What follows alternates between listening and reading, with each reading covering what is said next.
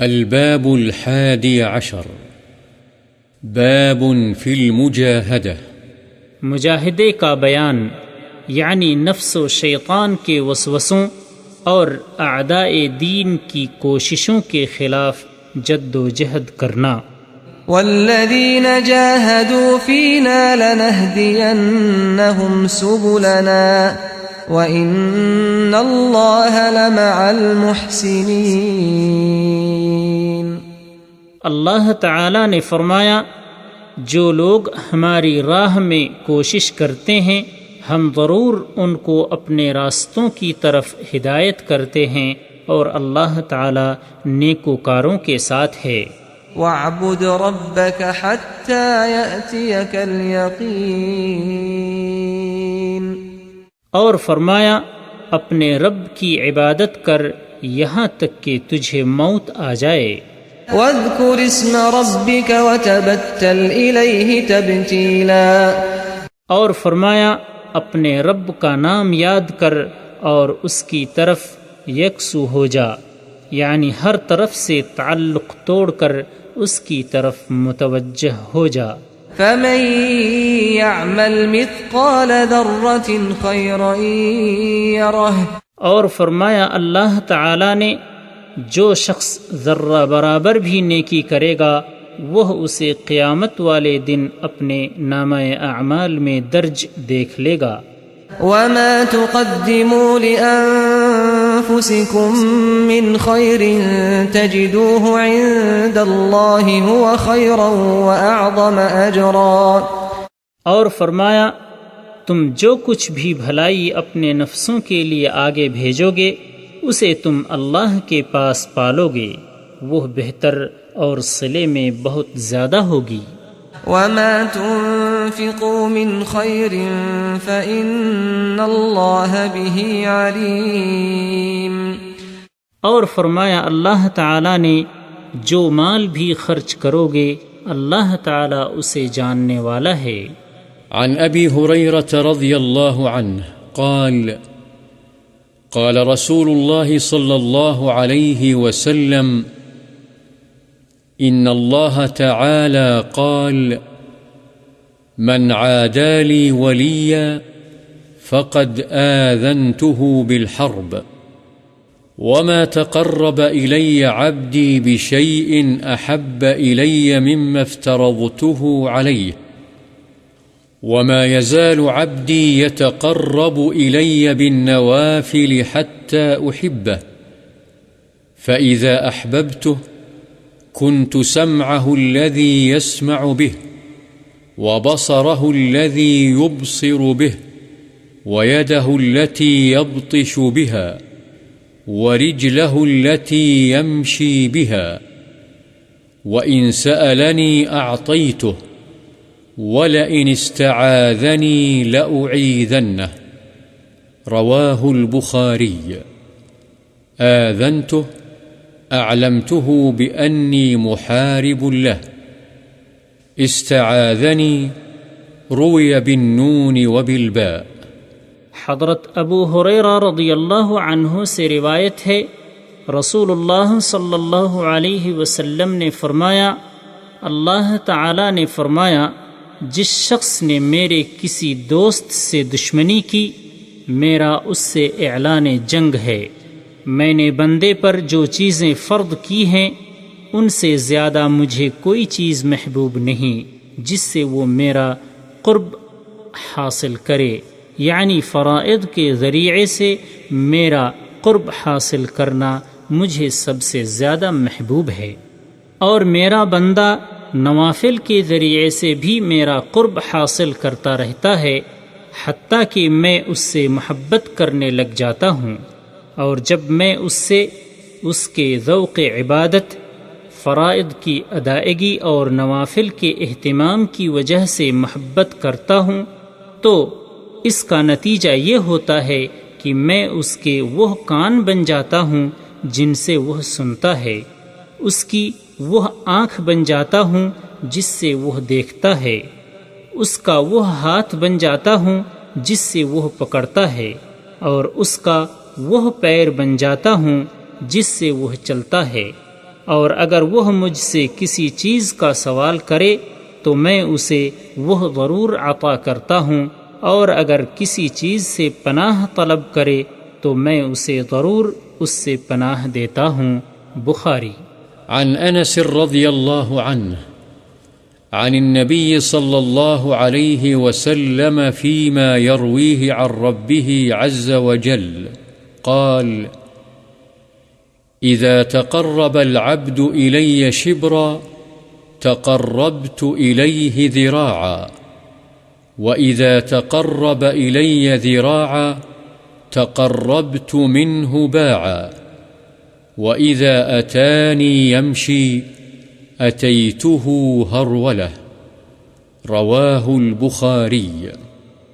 حضرت انس رضی اللہ تعالی عنہ سے روایت ہے کہ نبی کریم صلی اللہ علیہ وسلم اپنے رب سے روایت فرماتے ہیں، اللہ تعالی نے فرمایا، جب بندہ میری طرف ایک بالشت قریب ہوتا ہے تو میں اس کی طرف ایک ذراع یعنی ایک بازو یا ہاتھ قریب ہو جاتا ہوں، اور جب وہ میری طرف ایک ہاتھ قریب ہوتا ہے تو میں اس کی طرف 2 ہاتھ قریب ہو جاتا ہوں، اور جب وہ میری طرف چلتا ہوا آتا ہے تو میں اس کی طرف دوڑتا ہوا آتا ہوں۔ بخاری۔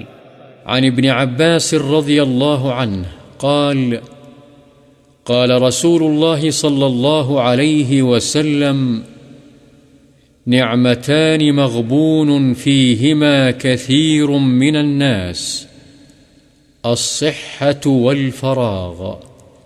رواه البخاری۔ حضرت ابن عباس رضی اللہ عنہما سے روایت ہے کہ رسول اللہ صلی اللہ علیہ وسلم نے فرمایا، 2 نعمتیں ہیں، اکثر لوگ ان کے غلط استعمال کی وجہ سے خسارے اور گھاٹے میں رہیں گے، صحت اور فراغت۔ بخاری۔ عن عائشة رضی اللہ عنہا أن النبي صلى الله عليه وسلم كان يقوم من الليل حتى تتفطر قدماه، فقلت له: لم تصنع هذا يا رسول الله؟ وقد غفر الله لك ما تقدم من ذنبك وما تأخر. قال: أفلا أحب أن أكون عبدا شكورا؟ متفق عليه. هذا لفظ البخاري، ونحوه في الصحيحين من رواية المغيرة بن شعبة۔ حضرت عائشہ رضی اللہ عنہا روایت فرماتی ہیں کہ نبی کریم صلی اللہ علیہ وسلم رات کو اتنا لمبا قیام فرماتے کہ آپ کے پیر مبارک پھٹ جاتے۔ میں نے آپ سے کہا، آپ ایسا کیوں کرتے ہیں؟ اللہ تعالیٰ نے تو آپ کے اگلے پچھلے تمام گناہ معاف فرما دیے ہیں۔ آپ نے ارشاد فرمایا، کیا میں اس بات کو پسند نہ کروں کہ میں اس کا شکر گزار بندہ بنوں؟ عن عائشة رضی اللہ عنها أنها قالت: كان رسول الله صلى الله عليه وسلم إذا دخل العشر أحيا الليل وأيقظ أهله وجد وشد المئزر۔ متفق عليه۔ والمراد العشر الأواخر من شهر رمضان، والمئزر الإزار، وهو كناية عن اعتزال النساء، وقيل المراد تشميره للعبادة، يقال شددت لهذا الأمر مئزري، أي تشمرت وتفرغت له۔ حضرت عائشہ رضی اللہ عنہا بیان فرماتی ہیں، رسول اللہ صلی اللہ علیہ وسلم کا معمول تھا کہ جب رمضان المبارک کا آخری عشرہ شروع ہوتا تو شب بیداری فرماتے، اپنے گھر والوں کو بھی رات کے آخری حصے میں جگاتے اور خوب محنت کرتے اور کمر کس لیتے۔ بخاری و مسلم۔ عن أبي هريرة رضي الله عنه قال قال رسول الله صلى الله عليه وسلم المؤمن القوي خير وأحب إلى الله من المؤمن الضعيف وفي كل خير احرص على ما ينفعك واستعن بالله ولا تعجز وإن أصابك شيء فلا تقل لو أني فعلت كان كذا وكذا ولكن قل قدر الله وما شاء فعل فإن لو تفتح عمل الشيطان رواه مسلم۔ حضرت ابو ہریرہ رضی اللہ عنہ سے روایت ہے کہ رسول اللہ صلی اللہ علیہ وسلم نے فرمایا، طاقتور مومن زیادہ بہتر اور اللہ کو زیادہ محبوب ہے کمزور مومن سے، اور ہر ایک میں یعنی قوی اور ضعیف میں بہتری ہے۔ اس چیز کی حرص کرو جو تمہیں نفع دے، اور اللہ سے مدد طلب کرو اور ہمت نہ ہارو، اور اگر تمہیں کچھ نقصان پہنچ جائے تو یہ مت کہو اگر میں ایسا کر لیتا تو ایسا ہو جاتا، البتہ یہ کہو اللہ کی تقدیر یہی تھی اور جو اس نے چاہا کیا، کیونکہ اگر کا لفظ شیطان کے کام کا دروازہ کھول دیتا ہے۔ مسلم۔ عنه أن رسول الله صلى الله عليه وسلم قال حجبت النار بالشهوات وحجبت الجنة بالمكاره متفق عليه، وفي رواية لمسلم حفت بدل حجبت وهو بمعناه، أي بينه وبينها هذا الحجاب فإذا فعله دخلها۔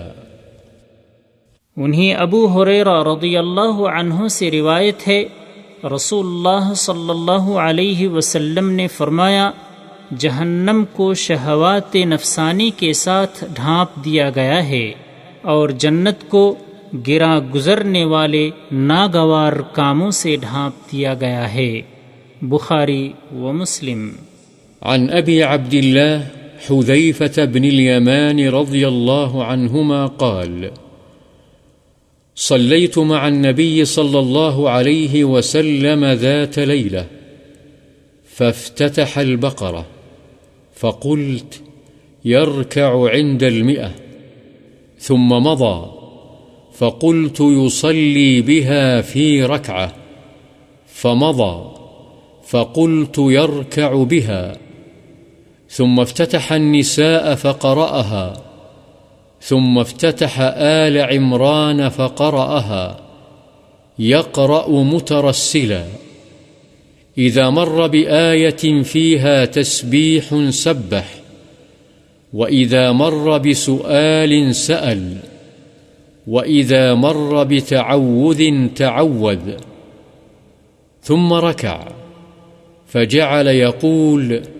سبحان ربي العظيم فكان ركوعه نحوا من قيامه ثم قال سمع الله لمن حمده ربنا لك الحمد ثم قام قياما طويلا قريبا مما ركع ثم سجد فقال سبحان ربي الأعلى فكان سجوده قريبا من قيامه رواه مسلم۔ حضرت ابو عبداللہ حذیفہ بن یمان رضی اللہ عنہما بیان کرتے ہیں کہ میں نے ایک رات نبی کریم صلی اللہ علیہ وسلم کے ساتھ نماز پڑھی، پس آپ نے سورہ بقرہ کی تلاوت شروع فرما دی۔ میں نے دل میں کہا آپ 100 آیتوں پر رکوع کریں گے، لیکن 100 آیتیں پوری ہونے پر بھی آپ نے تلاوت جاری رکھی۔ میں نے دل میں کہا کہ آپ ایک رکعت اس کے ساتھ پڑھیں گے، لیکن آپ بدستور پڑھتے رہے. میں نے کہا اسے ختم کر کے آپ رکوع فرمائیں گے، لیکن آپ نے سورہ نساء کی تلاوت شروع فرما دی اور وہ مکمل پڑھ لی. پھر آپ نے آل عمران شروع کر دی اور اسے پورا پڑھا. آپ آہستہ آہستہ پڑھتے رہے. جب کسی ایسی آیت سے گزرتے جس میں اللہ کی تسبیح کا ذکر ہوتا تو آپ تسبیح بیان فرماتے. جب کسی سوال والی آیت سے گزرتے تو سوال کرتے، اور جب کسی پناہ والی آیت سے گزرتے تو اللہ سے پناہ طلب فرماتے. اس طرح آل عمران کے ختم ہونے کے بعد آپ نے رکوع فرمایا. پس آپ رکوع میں سبحان ربی العظیم پڑھتے رہے اور آپ کا رکوع بھی آپ کے قیام کے قریب تھا. پھر آپ سمع اللہ لمن حمدہ کہتے ہوئے کھڑے ہو گئے اور اتنا لمبا قومہ فرمایا جتنا تقریباً آپ نے رکوع فرمایا تھا. پھر آپ نے سجدہ فرمایا اور سجدے میں پڑھا سبحان ربی الاعلی. پس آپ کا سجدہ بھی آپ کے قیام کے برابر تھا. مسلم. عن ابن مسعود رضی اللہ عنہ قال صليت مع النبي صلى الله عليه وسلم ليلة فأطال القيام حتى هممت بأمر سوء. قيل وما هممت به؟ قال هممت أن أجلس وأدع. متفق عليه. حضرت ابن مسعود رضی اللہ عنہ سے روایت ہے کہ میں نے ایک رات نبی صلی اللہ علیہ وسلم کے ساتھ نماز پڑھی. آپ نے لمبا قیام فرمایا حتیٰ کہ میں نے برے کام کا ارادہ کیا. ان سے پوچھا گیا آپ نے کس چیز کا ارادہ کیا تھا؟ انہوں نے فرمایا میں نے ارادہ کیا تھا کہ میں بیٹھ جاؤں اور آپ کی اقتدا چھوڑ دوں. بخاری و مسلم. عن انس رضی اللہ عنہ عن رسول الله صلى الله عليه وسلم قال يتبع الميت ثلاثة أهله وماله وعمله فيرجع اثنان ويبقى واحد يرجع أهله وماله ويبقى عمله. متفق عليه.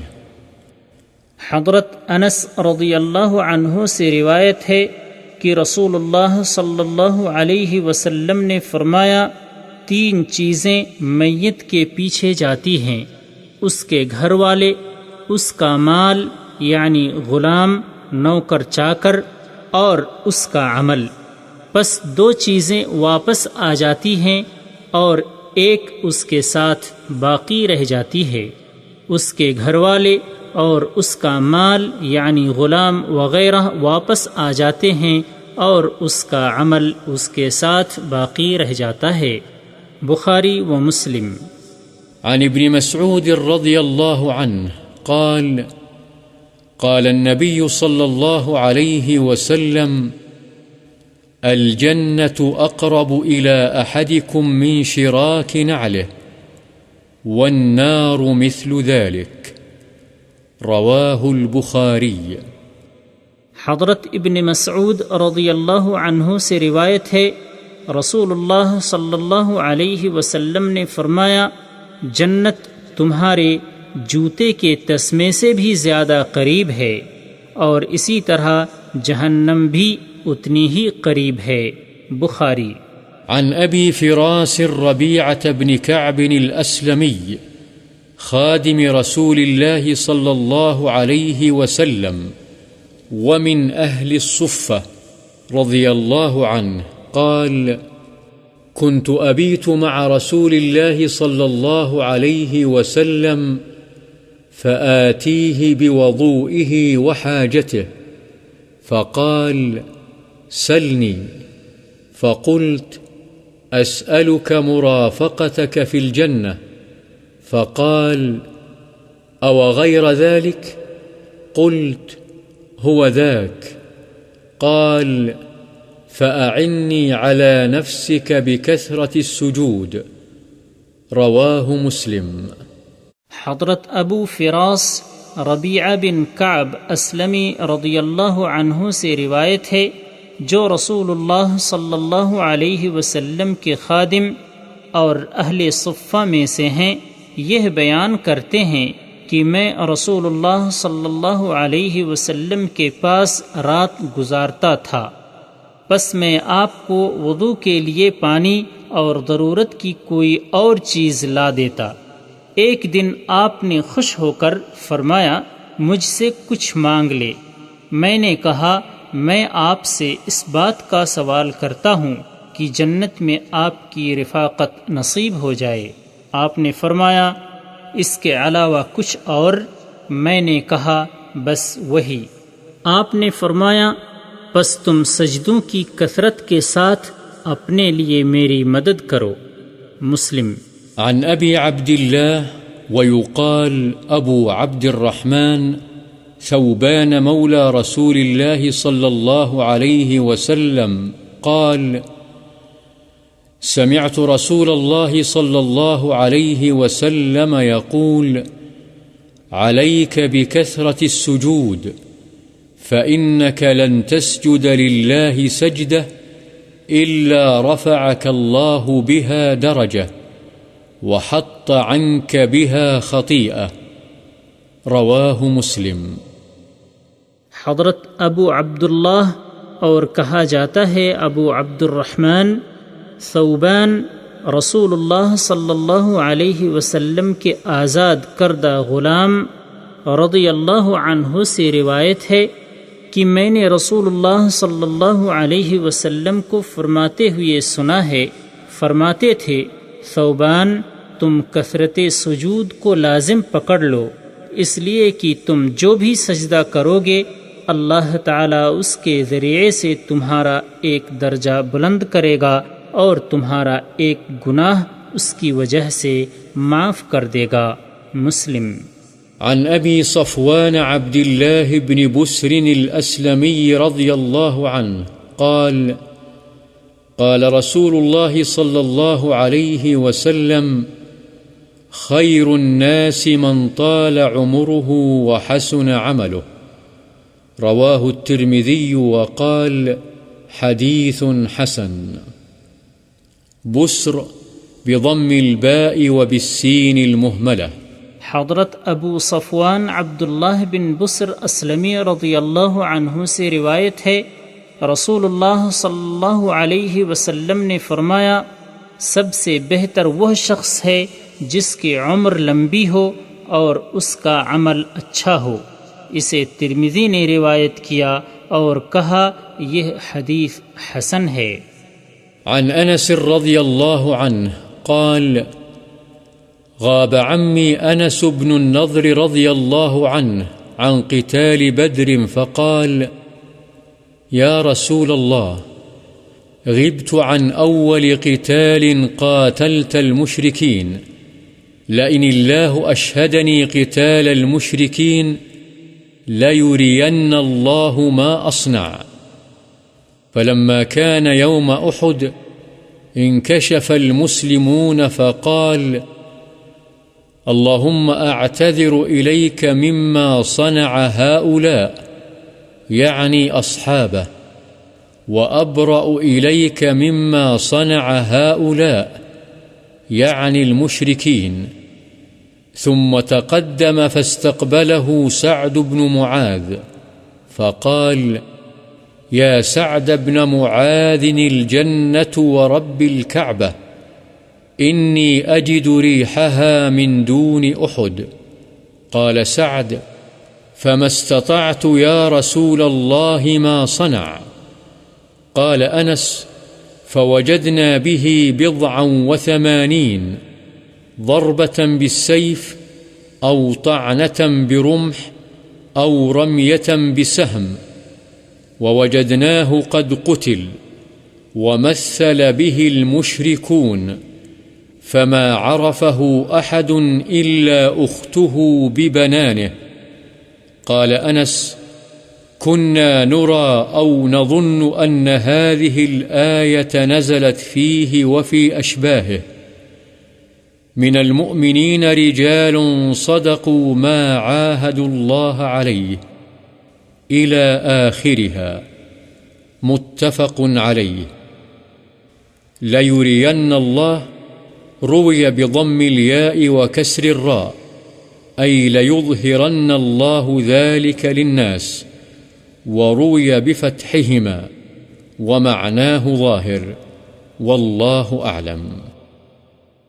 حضرت انس رضی اللہ عنہ سے روایت ہے کہ میرے چچا انس بن نضر جنگ بدر میں غیر حاضر تھے، جس کا انہیں شدید قلق تھا. انہوں نے ایک مرتبہ رسول اللہ صلی اللہ علیہ وسلم سے کہا، اللہ کے رسول، پہلی جنگ جو آپ نے مشرکوں سے لڑی میں اس میں غیر حاضر رہا، البتہ آئندہ اگر اللہ نے مشرکین سے لڑائی کا موقع مجھے عطا فرمایا، یعنی اس میں حاضری کی سعادت حاصل ہو گئی، تو میں جو کچھ کروں گا اللہ اسے دیکھے گا یا دکھائے گا. بس جب احد والا دن ہوا تو مسلمانوں نے ابتدا میں اپنے مورچے چھوڑ دیے اور شکست کھا گئے.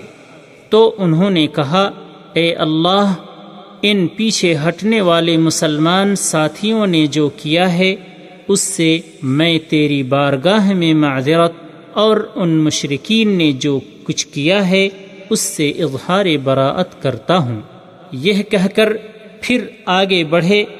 بس ان کا سامنا سعد بن معاذ سے ہوا تو ان سے کہا، اے سعد بن معاذ، جنت رب کعبہ کی قسم، میں اس کی خوشبو احد پہاڑ سے بھی زیادہ قریب محسوس کر رہا ہوں. یہ کہا اور دشمنوں کی صف میں گھس گئے، حتیٰ کہ عروس شہادت سے ہمکنار ہو گئے.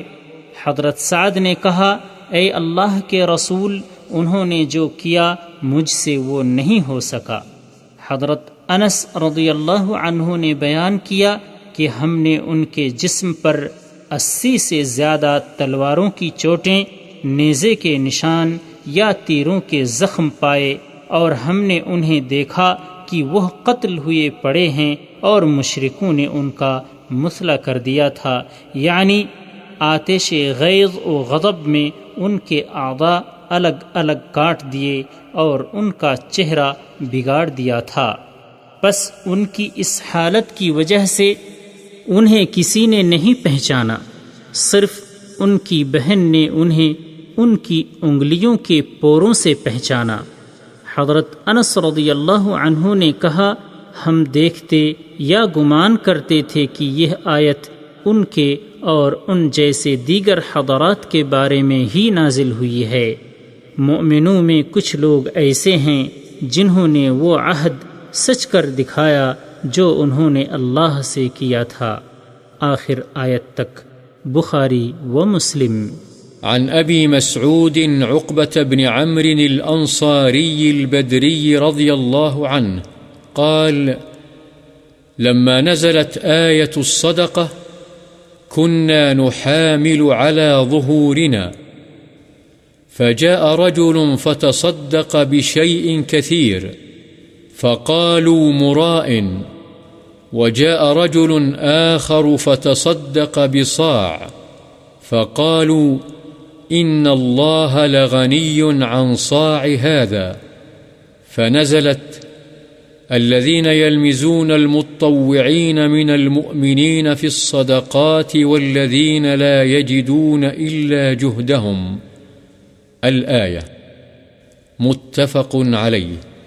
ونحامل بضم النون وبالحاء المهملة، أي يحمل أحدنا على ظهره بالأجرة ويتصدق بها. حضرت ابو مسعود عقبہ بن عمر انصاری رضی اللہ عنہ سے روایت ہے کہ جب صدقے کی آیت نازل ہوئی تو ہماری غربت کا یہ حال تھا کہ ہم اپنی پیٹھوں پر بوجھ اٹھاتے، یعنی محنت مزدوری کرتے تھے. بس ایک آدمی آیا اور بہت ساری چیز کا صدقہ کیا۔ تو منافقین نے کہا یہ ریاکار ہے۔ ایک اور شخص آیا، اس نے 1 صاع تقریباً 2.5 کلو صدقہ کیا۔ تو انہوں نے کہا اللہ تعالی اس کے صاع سے بے نیاز ہے، یعنی اتنے سے صدقے کی اللہ کے ہاں کیا اہمیت ہو سکتی ہے۔ چنانچہ یہ آیت نازل ہوئی، وہ لوگ جو خوشی سے صدقہ کرنے والے مومنوں پر عیب لگاتے ہیں اور ان لوگوں پر بھی طعنہ زنی کرتے ہیں جو اپنی طاقت کے مطابق پاتے ہیں، یعنی محنت مزدوری کر کے تھوڑا بہت صدقہ کرتے ہیں۔ بخاری و مسلم۔ عن سعيد بن عبد العزيز عن ربيعة بن يزيد عن أبي إدريس الخولاني عن أبي ذر جندب بن جنادة رضي الله عنه عن النبي صلى الله عليه وسلم فيما يروي عن الله تبارك وتعالى أنه قال: يا عبادي إني حرمت الظلم على نفسي وجعلته بينكم محرما فلا تظالموا. يا عبادي كلكم ضال إلا من هديته فاستهدوني أهدكم. يا عبادي كلكم جائع إلا من أطعمته فاستطعموني أطعمكم. يا عبادي كلكم عار إلا من كسوته فاستكسوني أكسكم. يا عبادي إنكم تخطئون بالليل والنهار وأنا أغفر الذنوب جميعا فاستغفروني أغفر لكم. يا عبادي إنكم لن تبلغوا ضري فتضروني ولن تبلغوا نفعي فتنفعوني. يا عبادي لو أن أولكم وآخركم وإنسكم وجنكم كانوا على أتقى قلب رجل واحد منكم ما زاد ذلك في ملكي شيئا. يا عبادي لو أن أولكم وآخركم وإنسكم وجنكم كانوا على أفجر قلب رجل واحد منكم ما نقص ذلك من ملكي شيئا. يا عبادي لو أن أولكم وآخركم وإنسكم وجنكم قاموا في صعيد واحد فسألوني فأعطيت كل إنسان مسألته ما نقص ذلك مما عندي إلا كما ينقص المخيط إذا أدخل البحر. يا عبادي إنما هي أعمالكم أحصيها لكم ثم أوفيكم إياها فمن وجد خيرا فليحمد الله ومن وجد غير ذلك فلا يلومن إلا نفسه. قال سعيد: كان أبو إدريس إذا حدث بهذا الحديث جثى على ركبتيه. رواه مسلم. وروينا عن الإمام أحمد بن حنبل رحمه الله قال: ليس لأهل الشام حديث أشرف من هذا الحديث. سعید بن عبد العزیز ربیعہ بن یزید سے، وہ ادریس خولانی سے، وہ حضرت ابو ذر جندب بن جنادہ سے روایت کرتے ہیں کہ نبی صلی اللہ علیہ وسلم اللہ تبارک و تعالی سے روایت کرتے ہیں، اللہ تعالی نے فرمایا: اے میرے بندو، میں نے اپنے نفس پر ظلم کو حرام قرار دیا ہے اور میں نے اسے تمہارے درمیان بھی حرام کیا ہے، بس تم ایک دوسرے پر ظلم مت کرو۔ اے میرے بندو تم سب گمراہ ہو سوائے ان کے جنہیں میں ہدایت سے نواز دوں، چنانچہ تم مجھ ہی سے ہدایت طلب کرو، میں تمہیں ہدایت دوں گا۔ اے میرے بندو تم سب بھوکے ہو سوائے ان کے جن کو میں کھانا عطا کر دوں، پس تم مجھ سے ہی کھانا مانگو، میں تمہیں کھلاؤں گا۔ اے میرے بندو تم سب برہنہ ہو سوائے ان کے جن کو میں پوشاک پہنا دوں، پس تم مجھ سے ہی پوشاک یعنی لباس مانگو، میں تمہیں لباس پہناؤں گا۔ اے میرے بندو تم رات دن گناہ کرتے ہو اور میں تمام گناہوں کو معاف کرتا ہوں، پس تم مجھ سے ہی مغفرت یعنی بخشش طلب کرو، میں تمہیں بخش دوں گا۔ اے میرے بندو تم میرے نقصان کو نہیں پہنچ سکتے کہ تم مجھے نقصان پہنچا سکو، اور تم میرے نفع کو نہیں پہنچ سکتے کہ تم مجھے نفع پہنچا سکو، یعنی تم مجھے نقصان یا نفع پہنچانے پر قادر نہیں۔ اے میرے بندو اگر تمہارے اول اور آخر، تمہارے انسان اور جنات سب اس شخص کی طرح ہو جائیں جس کے دل میں تم میں سے سب سے زیادہ اللہ کا ڈر ہے، تو یہ بات میری بادشاہی میں کوئی اضافہ نہیں کر سکتی۔ اے میرے بندو اگر تمہارے اول اور آخر، تمہارے انسان اور جنات اس شخص کی طرح ہو جائیں جو تم میں سے سب سے زیادہ فاجر و فاسق ہے، تو یہ چیز میری بادشاہی میں کوئی کمی نہیں کر سکتی۔ اے میرے بندو اگر تمہارے پہلے اور پچھلے انس و جن سب ایک کھلے میدان میں جمع ہو کر مجھ سے سوال کریں اور میں ہر ایک کو اس کے سوال کے مطابق عطا کر دوں، تو اس سے میرے خزانوں میں اتنی ہی کمی آئے گی جتنی کمی سوئی کو سمندر میں ڈال کر نکالنے سے سمندر کے پانی میں ہوتی ہے۔ اے میرے بندو یقیناً تمہارے اعمال ہیں جن کو میں تمہارے لیے گن کر رکھتا ہوں، پھر تمہیں ان کا پورا بدلہ دیتا ہوں، پس جو بھلائی پائے وہ اللہ کی حمد کرے، اور جو اس کے علاوہ پائے پس وہ اپنے ہی نفس کو ملامت کرے۔ سعید بن عبد العزیز رحمہ اللہ کہتے ہیں کہ ابو ادریس خولانی جب بھی یہ حدیث بیان کرتے تو اپنے گھٹنوں کے بل گر پڑتے۔ روایت کیا اس کو مسلم نے، اور ہم نے امام احمد رحمہ اللہ سے روایت کیا ہے، انہوں نے کہا اہل شام کے پاس اس سے زیادہ فضیلت والی حدیث نہیں ہے۔